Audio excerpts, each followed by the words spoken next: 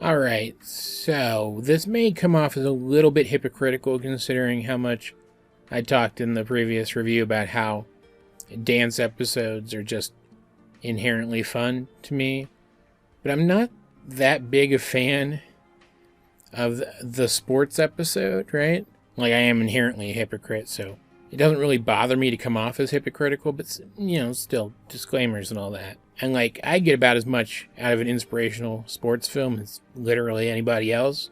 I like them if I'm in the right mood, but when a show that's not usually about sports stuff comes around to being about sports stuff, I don't love it, typically speaking. And while this is a perfectly fine, perfectly serviceable episode of The Owl House, which does and says a lot of interesting things, it has some genuinely fantastic moments in it, Wing It Like Witches is far from my favorite episode of this show. And while I am obviously not a huge fan of this genre when shows that don't really focus on it dip their toes into it, there are tropes from your average underdog sports show or film that I do like, and I do like to see them portrayed in a humorous kind of way. And this episode does do that. There's a couple of humorous montages in here, though they're very short, and therefore kind of less funny than they could have been. The funniest thing about them is that after the fact, Gus recognizes them as montages, implying that Luce has the ability to bend space and time to make space and time mimic a montage sequence, which, don't get me wrong, is hilarious, especially if she does somehow have that ability and literally only ever uses it for this. But really, that's the only tropey thing from this particular subgenre that they played with at all, and I felt like it worked. The main premise of this episode is that Willow's been getting a lot of attention at school lately, and it does pain me to say that an episode which celebrates how cute and wonderful and all around likable Willow isn't one of my absolute favorites. But there you go. And the three-eyed, preppy, popular girl, who is also the captain of the school's Grudge-Bee team, doesn't like that because Willow is the loser. So she does the bullying to Willow, which lumps in the friend group, which leads to the challenge to the sports thing. Though rather than have it be Willow who impulsively challenges whatever her name was, I'll talk about the Grudge-Bee girls in a second. Rather than something like that happening, which might be typical in something like this, it's Luce who does it, and it's not even like a spur-of-the-moment thing. She talks to Amity first and misinterprets something that Amity said as advice and challenges what's-her-name on Willow's behalf, intending the entire time to help Willow with this, to be right there with her the entire time and carry some of the load of proving herself to this other girl. And it's not like they're just trying to best her, right? Amity says that, was it Basha, I think, maybe? That Basha only speaks in Grudge-Bee terms, which we know is not true. So we've heard her talk about a lot of things that are not Grudge-Bee related, but that's fine. Amity says she only speaks in Grudge-Bee terms, and Luce is trying to find some common ground with this person, to make peace with this person, and so sees literally being on the same playing field with her as being the first step in that. But things don't end up going as planned. Luce is treating this like an underdog sports movie, because of course she is. She's Luce. And that ends up hurting her friends, both literally and figuratively. And it's talking to Amity again, which inspires Luce to admit that she was wrong and take all of the grief that Willow would have faced upon herself, to become the new punching bag for this awful, awful girl and her friends. But of course, Willow and Gus are also Luce's friends, so they run back to help when they realize she's in trouble, and Luce and Willow and Amity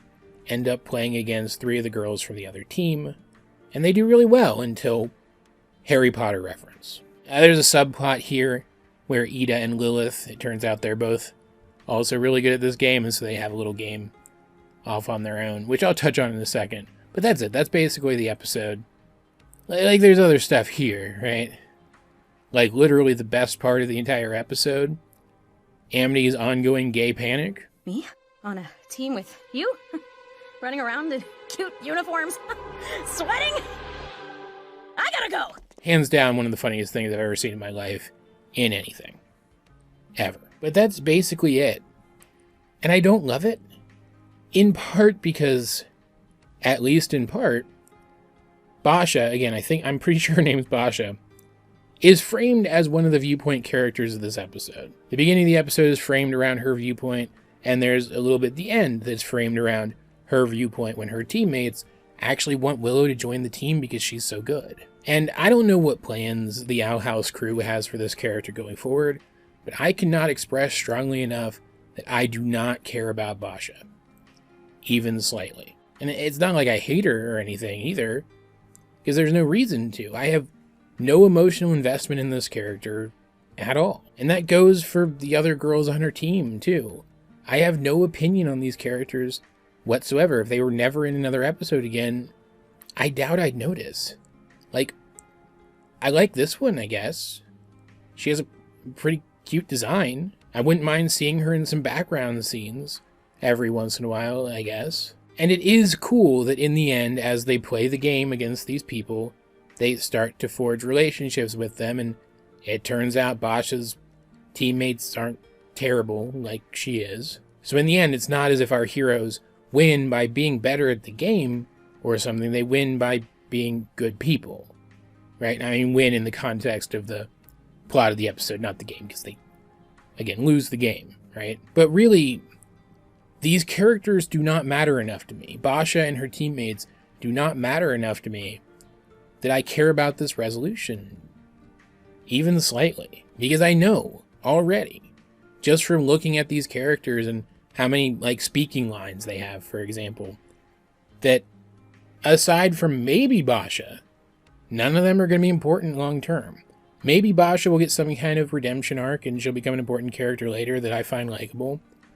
But as of right now, she is the most important character on that side of things, and I still don't care about her at all. The show has not sold me on caring about her yet. And so while this is the show dipping its toe into a tried and true staple of the high school setting story, just like Gromfright was, the difference here is that Enchanting Gromfright focused on characters that the show has been focusing on this entire time, who I care about a lot. I also kind of don't like that the episode had the good guy characters win, technically speaking, just so they could lose to a Harry Potter reference, just for the sake of a Harry Potter reference. I said it in the previous review, I still do enjoy Harry Potter. I'm very critical of it now that I know some of the viewpoints of the author, but I still enjoy the stories. But I think it would have been stronger if Luce and her team hadn't completely outplayed this other team that's supposed to be, like, genuinely very, very good. Like, I think it would have been more satisfying because one of the themes of the episode seemed to be that the overpraise of high school athletes, of school athletes in general, is maybe a bad thing. Something that didn't really touch on much, but it was there. It seemed to be there anyway. So I think it would have made a stronger statement if the good guys hadn't won, but had still impressed the other team's players with who they were as people. And that maybe Willow had still gotten the invitation to be on the team because she is so nice and also isn't bad at the game. It's just she's not up to snuff with the rest of them yet. I think it would have felt more satisfying overall, and throwing that away for the sake of a golden snitch gag, while funny, while objectively pretty funny, I think it was a wasted opportunity. I also might be feeling salty towards this episode because this episode drops some lore tidbits that I really wish the entire episode had been about, straight up. Like, at one point Lilith says to Ida that she has to catch Ida soon. She has to bring her in soon, because Bellows has big plans for the Isles, which is setting some stuff up. But also, in I guess it was like a magic history class or whatever, that our heroes are talking over the entire time. We hear their teacher say something about 50 years ago, Bellows appointed the leaders to the covens, which means there's only been leaders of each of the covens for the past 50 years, but the covens themselves have existed longer than that, and therefore Bellows' reign has existed longer than that, and it's just a crumb of lore. And because I don't remember all the lore of this show up to the point that I've seen, right? Re-experiencing this lore is very thrilling to me, and I just wish we had gotten to hear the rest of what he was saying, right? And then also heard him talk for the rest of the 22 minutes about this subject. I care about it more than the plot of the episode, frankly. But if that had happened, then we would have lost out on something very, very great. I already mentioned it at one point, because one opportunity that this episode does not miss out on is literally every opportunity to have Amity be so obviously crushing over Luce.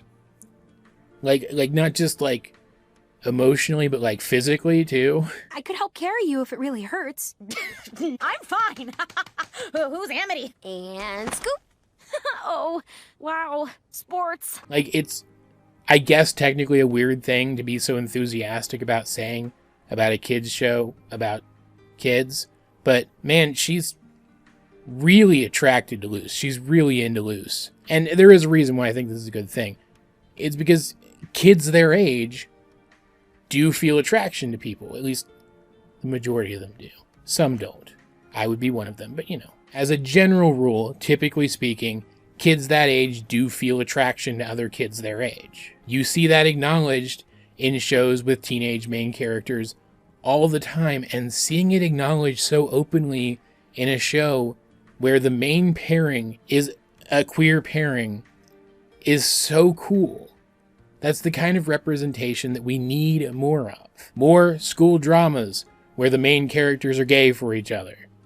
Please. And on top of that, Amity's ongoing gay panic throughout this entire episode is just genuinely funny. She can be so stupid, which I love. I mean, hate! In any case, she needs you right now, which is sweet. I mean, I hate it, and it's dumb. Also, I'm 100% sure that Willow is picking up what Amity's putting out, even if Luce isn't, which could definitely make things interesting going forward. It's hilarious. Objectively funny. If you don't laugh at it, there is something wrong with you, and no one can help. And I guess, technically speaking, a lot of the stuff that acted as setup for those moments could only come about because of the sports thing. So the sports thing did need to happen for that stuff to happen. Still don't love this episode, though. Again, so much to love here. The episode talks up Willow so much. There's just so much cute Lumity shit here.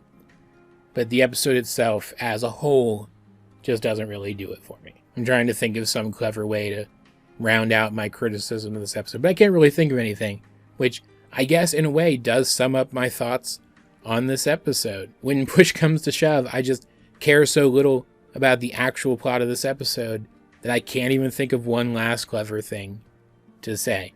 As per usual, though, I'd like to know, what do you guys think of Wing It Like Witches if you have seen it? Let's get a discussion going in the comment section down below, and while you're down there, you might as well like the video, share it with anyone else you think would enjoy my content, and subscribe if you haven't.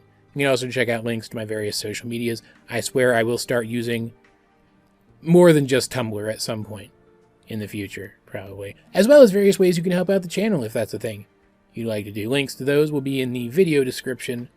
But either way, this has been AJ22, and I will talk to you guys later.